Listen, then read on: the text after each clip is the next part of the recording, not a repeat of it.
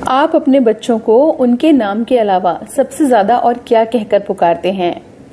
बेटा, बेटी, बिटिया, बिट्टू, बिट्टन, यही ना?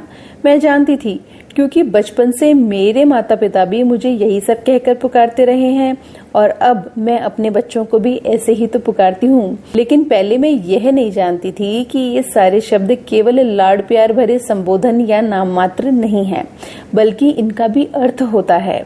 अब इनका अर्थ जान गई हूँ तो सोचा आपसे भी साझा करती हूँ, ताकि अगली बार जब आप अपने बच्चों को ये सब कहकर पुकारें तो शब्दों में थोड़ी सी मिठास और घुल जाए। नमस्कार, हिंदी वाली मीतू में आप सभी का बहुत बहुत स्वागत है। घर के नामों की श्रृंखला में आज हम बात कर रहे हैं बिट्टू, बिट्टन, बिटिया, बेटा, बेटे इत्यादि शब्दों की।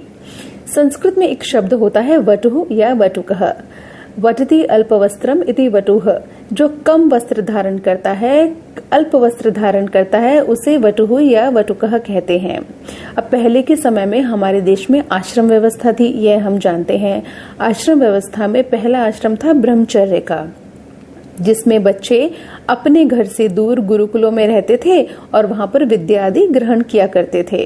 अब टीवी धारावाहिकों में भी आपने देखा होगा या फिल्मों में भी आपने देखा होगा कि गुरुकुल में रहने वाले बच्चे पूरे कपड़े नहीं पहनते थे, अल्प वस्त्र धारण करते थे।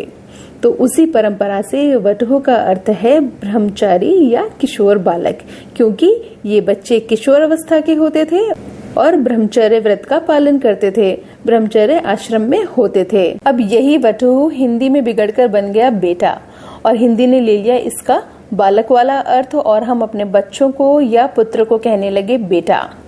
अब चूंकि पुत्र का स्त्रीवाची शब्द पुत्री है, इसी तर्ज पर बेटा का स्त्रीवाची शब्द बन गया बिटिया, और इस तरह से बन गए बेटा और बेटी शब्द। अब बेटा बेटी शब्द तो बन गए, लेकिन वटुः शब्द बिगड़ता ही रहा।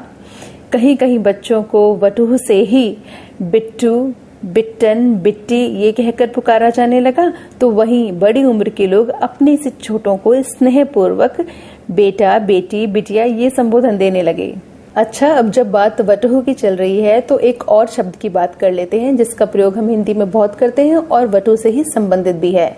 वह शब्द है बजरबट्टू। मूर्ख के अर्थ में बजरबट्टू शब्द का प्रयोग किया जाता है, लेकिन यह भी संस्कृत शब्द वज्र वटुकः का अपभ्रंश है। वज्र का अर्थ होता है कठोर और वटुकः का अर्थ ब्रह्मचारी किशोर, तो हमने अभी जाना ही है। लेकिन तब बजरबट्टू भले मूर्ख कैसे हो गया?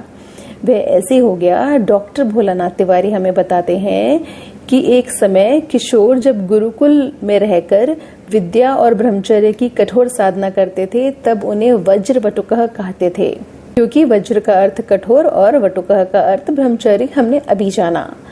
लेकिन समय के साथ गुरुकुल परंपरा में गिरावट आई और ऐसे वज्र वटुकों को लोग बाग उपहास की दृष्टि से देखने लगे, उनकी खिल्ली उड़ाने लगे। तब हिंदी में शब्द बन गया वज्र वटुकः का बजरबट्टू, और उसका अर्थ हो गया मूर्ख या बुद्धू। तो यह था आज का वीडियो। अगर आपको पसंद आया है तो आप जानते हैं क्या करना है, लाइक करना है, शेयर करना है। चैनल सब्सक्राइब नहीं किया तो कर लीजिए, नोटिफिकेशन बेल भी प्रेस कर दीजिए।